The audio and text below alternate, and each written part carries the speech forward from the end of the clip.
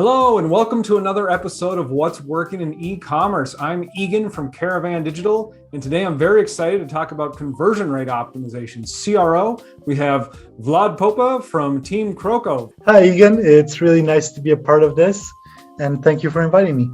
Yeah, thank you so much for coming on. I'm just so excited about conversion rate optimization. I'm so excited with your team as well because we work with you on a client and we're going to have many projects together over the years. So I was excited to talk more about what you guys do. Tell us a little bit about what is conversion rate optimization for anyone who's not familiar. So conversion rate optimization, I'm going to take a simple approach that any layman can understand. It's a pretty simple thing. It's the practice of optimizing your website or actually optimizing anything based on data-driven analytics, or alternatively, you can also take a holistic approach and take a more user experience, user-friendly approach to the way they engage with your website to try to increase the rate of conversion, so the amount of people that actually make a purchase or subscribe to a service. Now, it also depends on what kind of your service you're offering or what kind of product you're offering. But conversion could be anything from a simple email subscription to selling a product online and anything in between.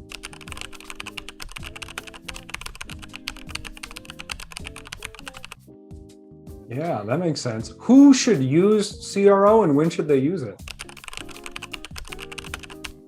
Honestly, everyone should always be optimizing. That's our motto, and that's something we try to push with the companies that we're working with.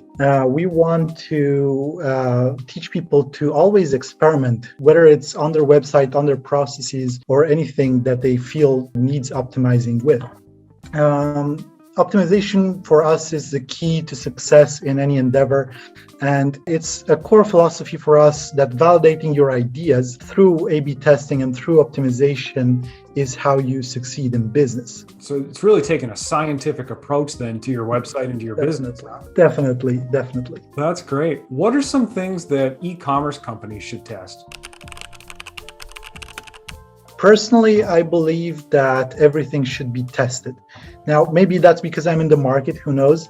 But I've seen different approaches to this. So I've seen clients succeed with A/B testing anything from a product launch to any change that they wanted to put in the website. And it's very important that these changes, they have a risk of opportunity, they have a cost for you. So maybe it's not the best time to make a specific business decision. So you should always try to be A/B testing everything that you do. Now, there's no surefire way to know that something that you want to do with your business is going to be successful. So you have to test everything, right? There's no limit to what you should test. Depending on the level of maturity with your company, there are some low-hanging fruit that you can always go for. There's some easy tests that you can always go out and do them. But as your maturity level grows, it's going to be a lot harder to find the right A/B test to increase the revenue that you're getting. But you can always make sure that you're not losing money with your ideas. And then how do you measure results? For results measurement, it's pretty simple, to be honest. Depending on what you want to achieve, we try to focus on that. So everyone has a success metric that they're focused on, whether that's having more customers, having more subscriptions. It could be something as simple as people clicking a button because you want to offer them more information. It's a very specific thing. So how do you define success? That's how we define the success of our A/B tests. Now, well, no, it sounds difficult because you have to figure out all these metrics and what exactly you want to achieve with your company. So what we do is we take a very data-driven approach. We try to analyze the results of an experiment and try to make sure that, for one thing, you're not losing any money with it, that from the amount of users you have, you're definitely making more sales than you were before. And for the tests themselves, to be honest, there's no surefire way to declare it a success. Like, there's always a little bit of uncertainty going on. but there are always calculators online, right? So you can, like, even a layman could easily determine if an A/B test is successful. What's interesting, what you're saying in there is when you said even pressing a button could be success, it sounds like we're almost in the world of micro conversions where we don't necessarily start with how do we just increase sales? How do we increase, the most important macro conversion? We may have steps along the way that we want to make sure we're driving people toward. Is that right? Definitely. So the entire user journey should be optimized. You always want to make sure that over the course of the user journey, from a UX standpoint, you have the best possible journey for them. Because if you're ticking them off, if there's any impasse in their journey, then they're not going to become customers. So it's very important to make sure that everything at every step is as optimum as it can be. And then you mentioned the A/B testing calculators and I think statistical significance. Can you talk to us about that a little bit? It sounds like you could have a test where on test A, 5% converted, on test B, 7% converted. How come we can't just go with the 7% and call that one a winner? So for one thing, statistical significance is pretty important in what we do. We want to make sure that the effect that we've created is not just due to chance, right? We want to make sure that that effect will be maintained over the course of months and months and months of your product's existence. So what we try to do is we attribute a power to every A/B test that we do, right?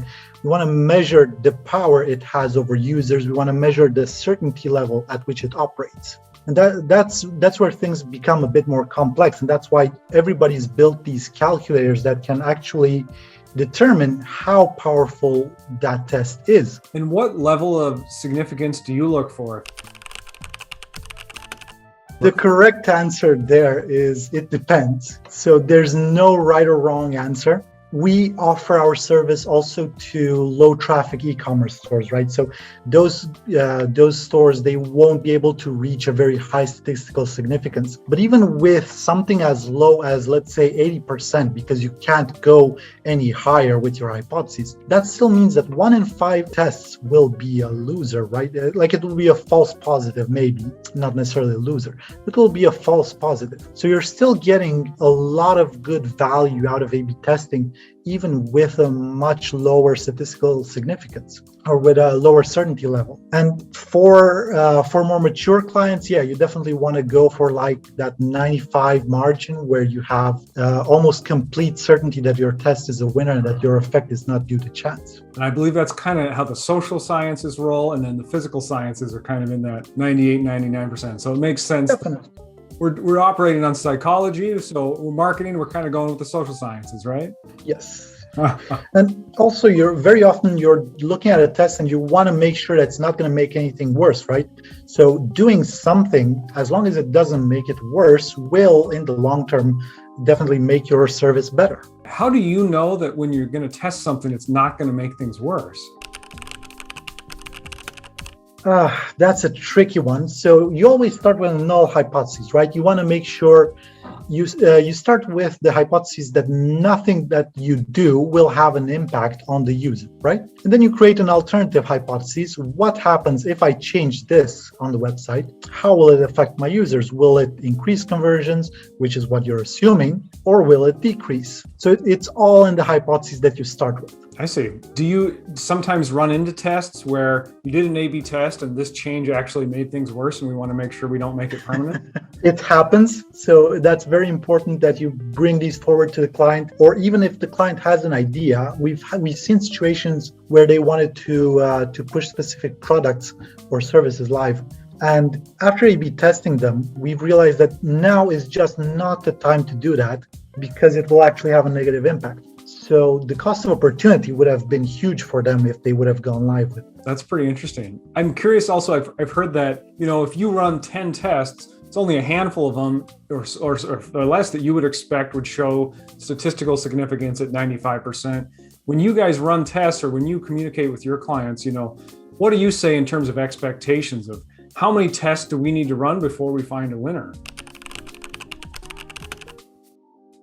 Let's say we try to aim for 1 in 4 to be a winner. It usually ends up being more than that because we work with some very mature clients. So like I said, there are some low-hanging fruit there that you just know they're going to win. But as the client's maturity level increases, they start to see a decrease in winning tests.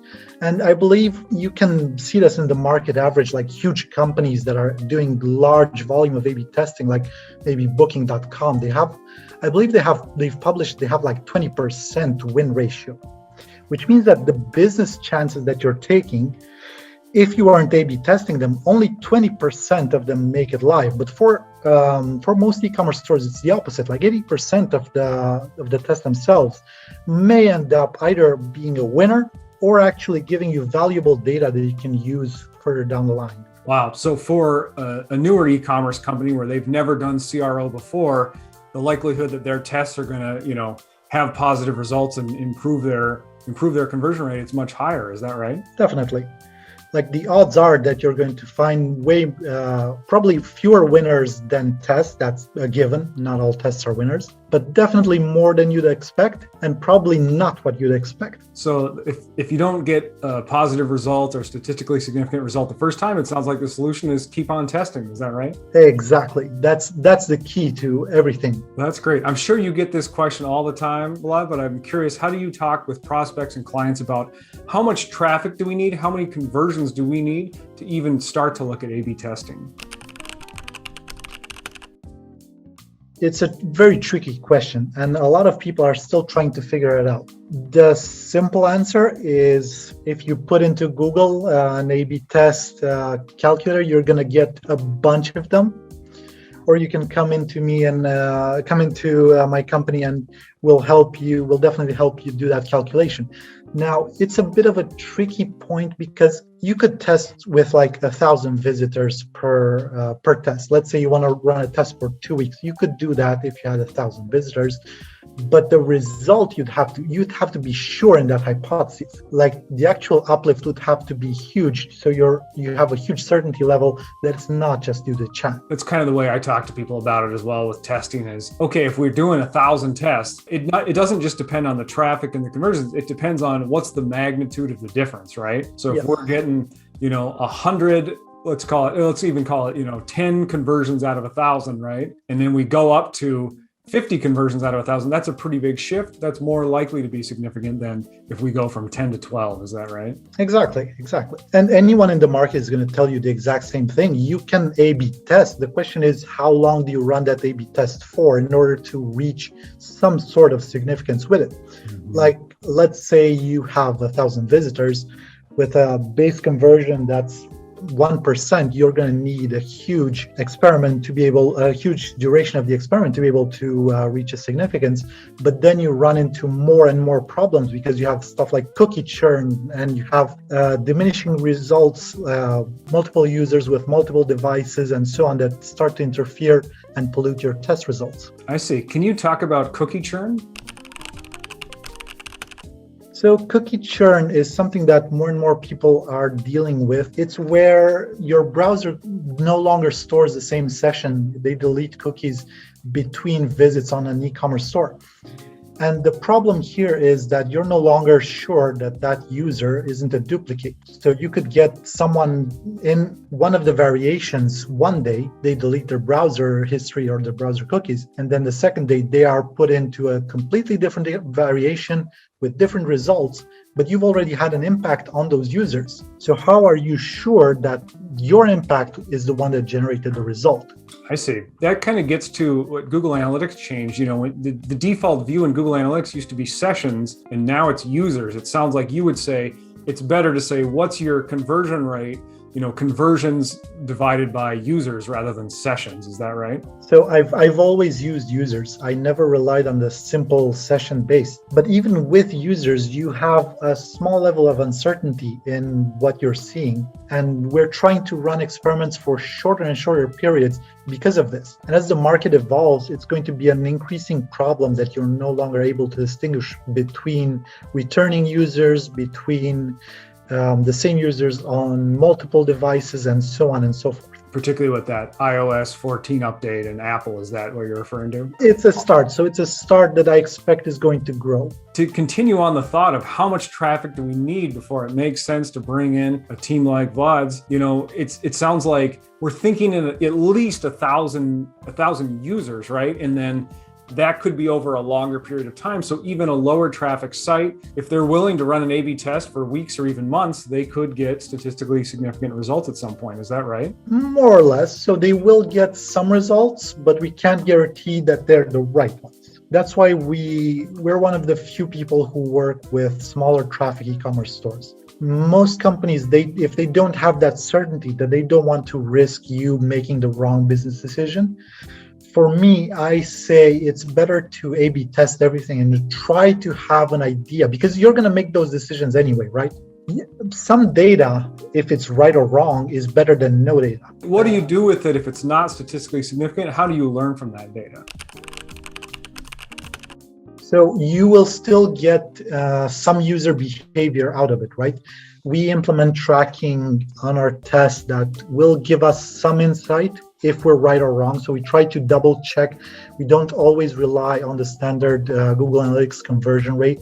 We try to set our own metrics as much as possible, and we try to help users understand that this data will help you generate better tests down the line, better ideas, and make better decisions further down the line. So it's invaluable for you to know what they're doing and how they're reacting to everything that you do. So it sounds like you either win or you learn. Is that right? Exactly. And while not everyone is as interested in learning as we are, I always try to push that this is key, because the more you learn, the better test you design. The better test you design is the more money you make. That's great. That's great. Well, you've talked a little bit about changes that e-commerce companies could make. I'm just curious, can you talk about that low-hanging fruit you mentioned? I know this is the secret sauce, but what are some of the first things you like to test that if a company's never done CRO, these are the first things to try? What I always try to do is I aim for a few increases in certainty for users. One of the base tests that I always try to push if the client isn't already doing them is let's say a USP bar. That's a very simple, unique selling point bar is a very simple thing that not every website has right now, but a lot of websites should. I'm not saying you should go ahead and build it right off the bat. You should definitely A/B test it, because I've recently had an experience where this was not the way to go for a client. But in, let's say, 95% of situations, this test will yield pretty significant results, because it's something very obvious, it's very visible for the user. And this sort of test is something that's going to give you good results right off the bat. I've also seen the cases where minimizing distraction also works really well. And this is where we try to aim for a null hypothesis. So we design a test that reduces the amount of noise on a website, right? We remove this and that here and there everywhere. We try to reduce as much as possible, because that's, if it wins and it goes live, then you're going to remove those things. It's going to increase your website load time, and you're definitely going to have more room to grow from there. You can add more stuff, or you can have even a better conversion rate because it's loading faster. And quite often, more times than not, it's actually going to increase conversion rate when you reduce distraction. I see. So you might be removing buttons, removing social media logos, removing links and things like that. Is that right? Let's say not necessarily those things, but let's say you try to remove stuff on, for example, on the cart where you're trying to upsell your users, you might be pushing them away. Or for a product page as well, you're trying to upsell them to buy more, but you're actually pushing them away. And this is where that success metric comes into play. If you're not looking at what the average order value is for your website and for your users, then you're very likely not going to have an increase of revenue. You might have an increase in conversion rate, but orders will come in smaller, or you will have an increase in conversion rate, but you're going to have, fewer users over time. Maybe they won't return to purchase a second time or a third time. That's very interesting. Now we're talking about, we don't just want to optimize for conversion rate. We want to optimize for profit. Is that right? Exactly. Well, for profit, I'm going to call it a success metric. Let's take into account that you're offering something like, Bing, for example, right? You have ads that you're selling as search results, right? And you have the normal ad hoc search results. which one do you want to optimize? Do you want to have better, more accurate search results, or do you want to sell more ad space? One will yield more revenue, one will yield more users over time. I see. That's very interesting. There's something else you mentioned in there that I wanted to come back to is we're doing A/B testing to be scientific. We want to have a variable and a control, right? And you said if we have low traffic and we test for too many months, the cookie may turn over and we're not even dealing with the same user, or we don't know if it's the same user or not. Something we ran into with one of my clients that I wanted to ask you about was, does it matter where the traffic is coming from? If we have a lot of Google display traffic, we have a lot of Google search traffic, we have a lot of Instagram ad traffic, and if one of those turns on or shuts off during the test, could that skew the results? It definitely could, and it's something that can and has happened. The question is, are you aware of it when you're designing your hypotheses? Do you know that's going to happen? If not, that's a bit of miscommunication between the company itself and you, because you always have to be kept in the loop of any major decisions. And you might also want to warn them that may not be the way to go. Like, you could easily drop a big chunk of your traffic, right? And it's going to increase conversions. If, let's say, you drop ad spending by 20%, but you're only pulling in more specific users. Like, say we turn off the ads and we're just being based on SEO results. Exactly. People who found us through organic search, they might have a different conversion rate than someone who's coming from an Instagram or they're way more likely to convert right off the bat. And it's the same for A/B testing. If you notice any spikes during your test, you should raise a red flag, or at least you should be aware of that and why that's happening. Yeah, that's great. Can you tell us about some of the tests you've ran and some of the results your clients saw? So I've mentioned USP tests in the past. Let me start with that. I've seen some extremely positive results. Like, we've seen an increase of revenue up to 70 or 80K for let's be conservative here and say that the effect lasts for 6 months, right? Although a lot of people will discuss it lasts for 12 months or indefinitely, blah, blah, blah. But you want to retest to make sure that the effect hasn't diminished. So we've noticed with a simple USP test, if you design the right USPs, if you display them correctly, we've seen tests go up to 97% certainty very recently and generate an uplift of around 10%, right? Which is a considerable amount of money that you're bringing in with something very basic. Now, if we go into more complex tests, I've designed a nice little social, it's going to be tricky to define exactly. I've created a little social experiment for a client that's selling a very niche product, right? But they have decent traffic, they have a good amount of conversion rate. And I've generated an effect where we've launched a forum where users can discuss the problems they're encountering and so on and so forth. So this creates a social effect where more and more people were aware that others are going through the same thing that they are, right? They're facing the same problem and they're using this product to solve that problem. And the effect was snowballing out of control for us, but in a very positive way, right? They were converting a lot more because of it, because they weren't the only ones. They were in a community now with people who were facing the same challenges. Now, again, this doesn't apply to everyone. If you're, let's say, a bank, we've worked with some in the past, you can't do this kind of social proofing, right? Because if you social proof as a bank, maybe you'll get some people that go, oh, he bought a really nice car and that's a cool car and he's using it. But then you have those who go, yeah, but he took a loan to get it, haha. So it's a very niche thing. You don't always want to copy other people to see what they're doing and to use the same strategies. You have to make sure that it applies to you. Very interesting thing that we've done is optimizing the checkout journey.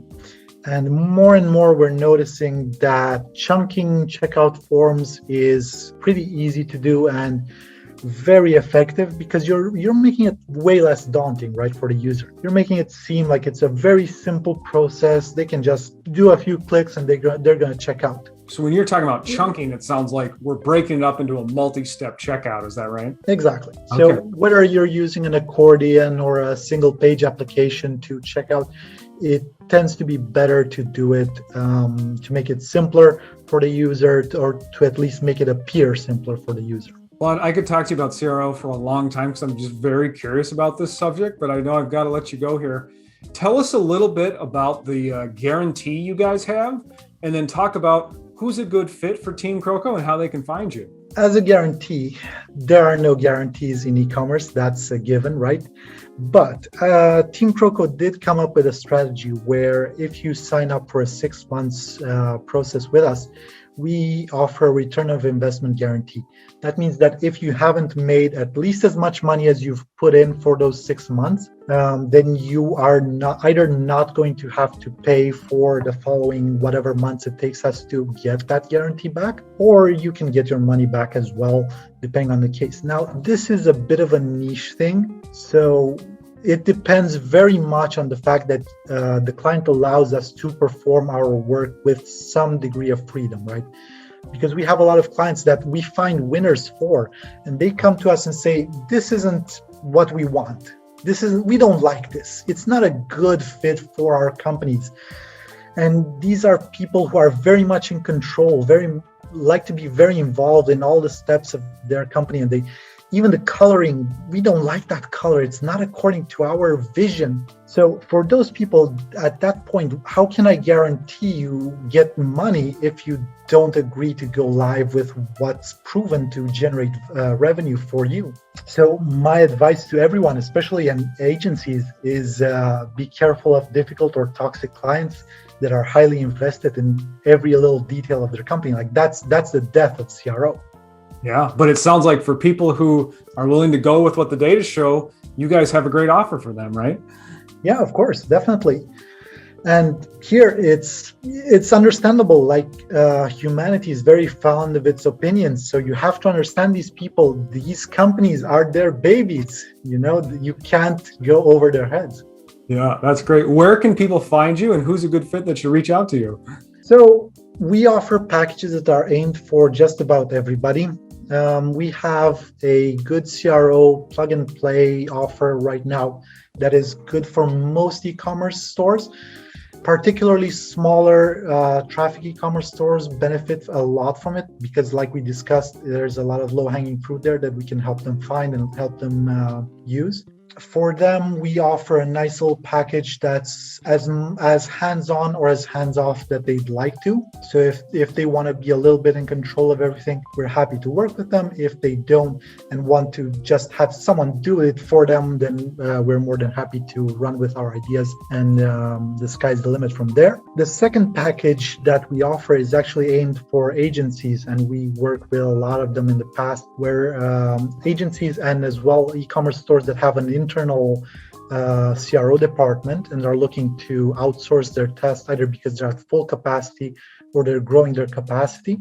We have experience with over, I think, 1,500 A/B tests right about now that we've successfully built for our clients, and we're more than happy to grow that number with just about any agency that's willing to work with us. It's very simple, it's very intuitive, and we're very happy to work with just about anyone on that front. In terms of finding us, the best way to do it is either to shoot me an email at vlad@teamcroco.com or to go on our website and they can book a call with me. I'm more than happy to hop on a call anytime. And even if it's just to discuss what works in CRO, I'm more than happy to hop on a call with anyone. That sounds great. Vlad, thank you so much for coming on. I know I'm going to have you on again, but thank you for sharing what's working in e-commerce. Thank you, Egan. It was really a pleasure to be here and to talk about all this stuff with you.